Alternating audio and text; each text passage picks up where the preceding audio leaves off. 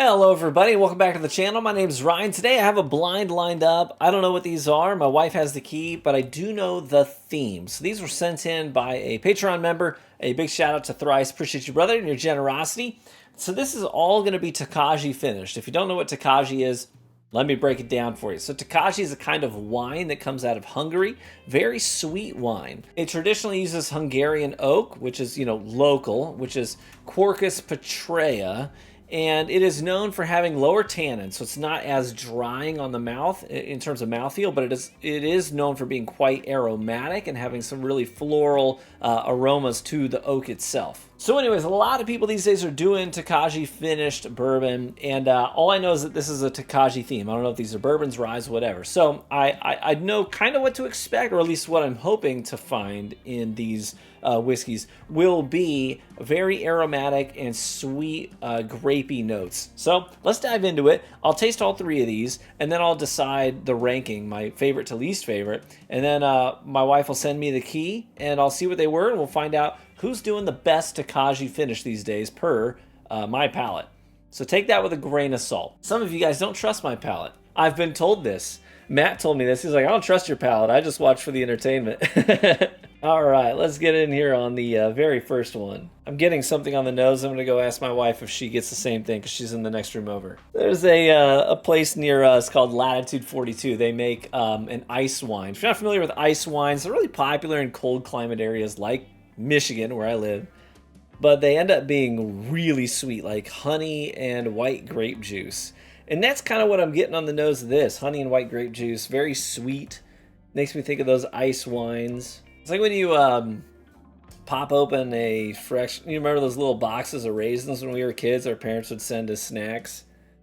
And when I was a kid, that was like a viable snack. If I tried to put a box of raisins in my kids' like snack pouch for school, they would be laughed out of the school. They'd come home saying they have terrible parents. They'd end up in like CPS or something, would take them away from me for giving them a box of raisins these days. But it smells like a box of raisins. Let's try it. Cheers.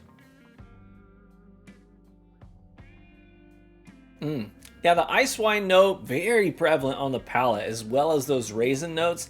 But late into the palate, mid-palate, and then on into the finish, it's very dry. More so than I expected from a Tokaji, which tends to have fewer tannins in the wood itself. It's a sweet bitterness. Like if you were to think of cranberries, it doesn't taste like cranberries, but this is kind of what I'm talking about. Is you get that sweetness of the berry, but you also get the bitterness, you know what I'm saying, of a cranberry. It's kind of like that. And it could be the distillate itself, but whatever this is, tastes like it's much more grain forward as well, which I tend to like grain forward stuff. All right, well, that's glass one. Interesting. Let's move on to the next one. Hungarian wine finished, huh? This one's a little bit lighter in color. It's not clinging to the glass a ton, so I think this is going to be a little bit more of a lighter, brighter sip, but let's find out. I'm getting some, like, a little bit of young rye notes on the nose. Very floral, fresh cut grass. I'm not getting a lot of fruitiness on the nose of this one like I was getting on the last one. The more I sit with it, the more sort of like oak sugars I'm getting. Like some good warehousey oak, kind of damp and sweet, boozy. Let's try it. Cheers. This sip is less wine, more oak. A sweet butterscotch note in the palate there, which is actually pretty nice. And lots of your oak sugars like your vanillas.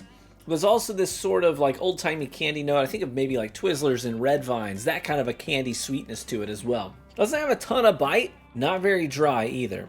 Despite being somewhat thin, it's actually kind of like honey in the mouthfeel department. I like that. Yeah, that's sitting with me pretty well. Let's move on to the third one. This one's, I think, the darkest of the bunch. Pretty close to the first pour in the color department, but just a smidge darker. You like wine cellar notes on the nose. A little bit musty, but kind of that fruity, boozy air. I get like circus peanut candy on the nose. Remember those circus peanut candies? It was one of those candies that, like, as a kid, I never, like, went out of my way to get them. But if I had them, I liked them.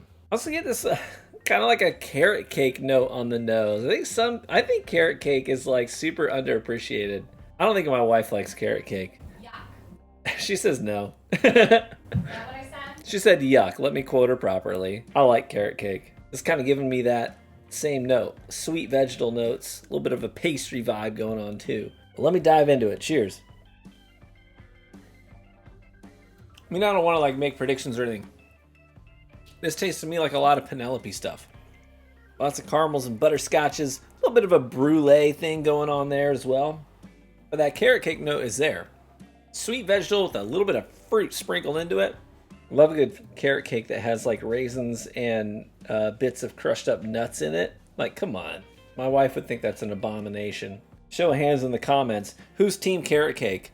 And who's team my wife that thinks it's an abomination? Yeah, if I didn't know any better, I'd say that's either Penelope or at least MGP distillate with a Tokaji finish to it. But a light finish, not a long finish, not like a 6 month or plus finish. That seems more like maybe a 2 to 3 month finish. Just to get a little bit of subtlety from the Tokaji. But it's good. It's good. Well, I think I know my first place. Let me double check with the other two, because the other two are literally within 1 point of each other on my score scale here. So I'm going to revisit them and just validate that real quick. Give me a second. Okay, I think I've made up my mind here. So my ranking, I'll go from last place to first place, okay? For me, I think my last place is actually going to be glass 3. The third one, the last one we just tasted, the one that I said it tastes, I don't know if it is, but it has like that MGP distillate kind of a vibe.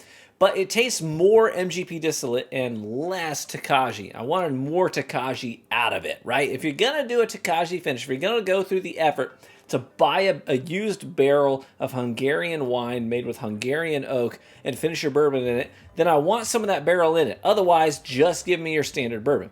So for me, that one was a little bit lacking in the Tokaji finish aspect. I wanted a lot more of the influence of that second barrel than what I got. It was not a bad sip by any means, but if you're going to go Tokaji, give me the Tokaji. I want it. Second place is going to go to glass 1, the very first one we tasted tonight. That one did have plenty of influence from the Tokaji. We said we got the ice wine notes.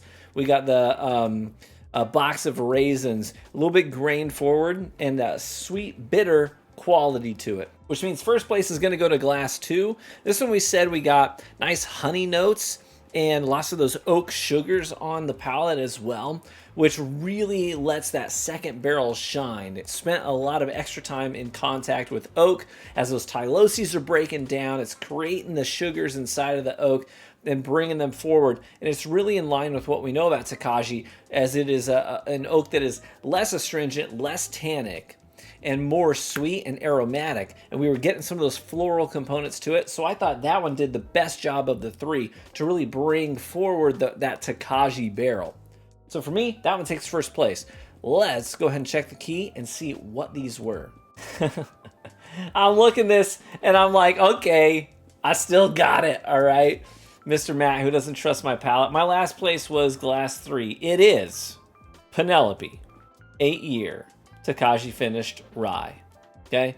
And did I not say that tasted like MGP distillate? Specifically, I said it reminds me of Penelope. Boom, nailed it on the head.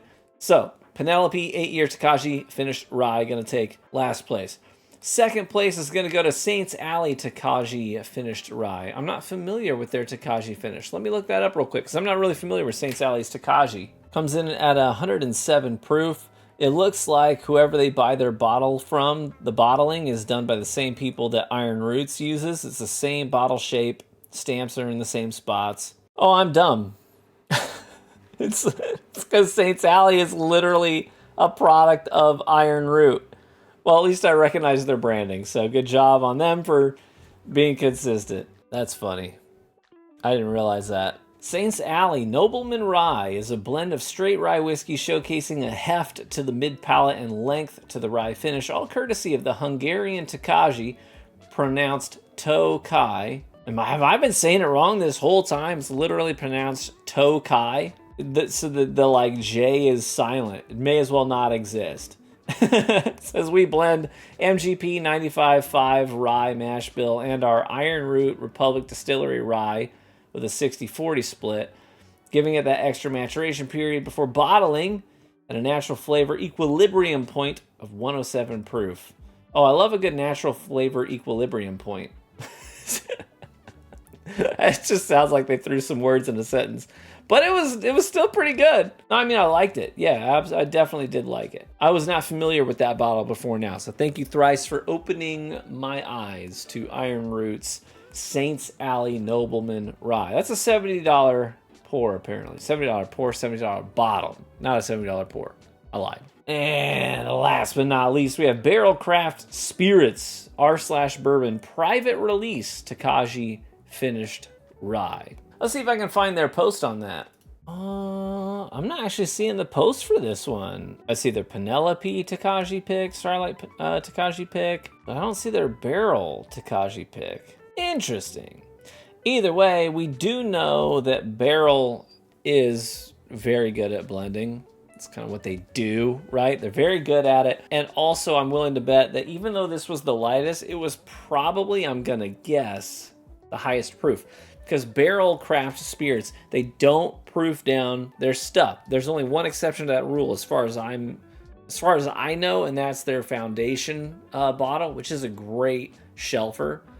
But everything else, they don't proof down. Well, then congratulations to Take and the crew, because I think that this one did Tokaji better than the others today. And that's going to take first place. Hey, thanks Thrice. I appreciate you sending these samples my way, letting me enjoy these. Hey, if you enjoyed the video, then let me know by leaving a like on the video, as that's the best free way to support the content right here on YouTube.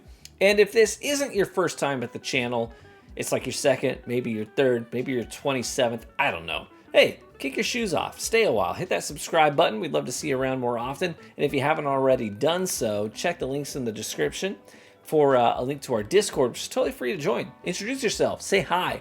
And if you vibe with our community, because they're pretty cool people, then you could always escalate things, join our Patreon group, get involved, and we do lots of activities and events together. We just finished up a bottle share, because our community is like spread out throughout the entire of the United States and beyond. So we just did a bottle share where the theme was pick something close to you, something local. And then, so we got to try all these craft distillers from all over the United States. It was a super fun thing to do together. It took us like 3 nights to get through all the samples, because most of us have jobs and we needed to be able to function the next day. So we split it up across like 3 different days. It was a lot of fun. And some new whiskeys ended up on my radar because of that. So if you want to get involved in stuff like that, check out the Patreon group. We'd love to see you, meet you, get to know you. And with that, I say cheers, my friends. May you live richly and get better with age, and I hope to catch you in the next one. Bye-bye.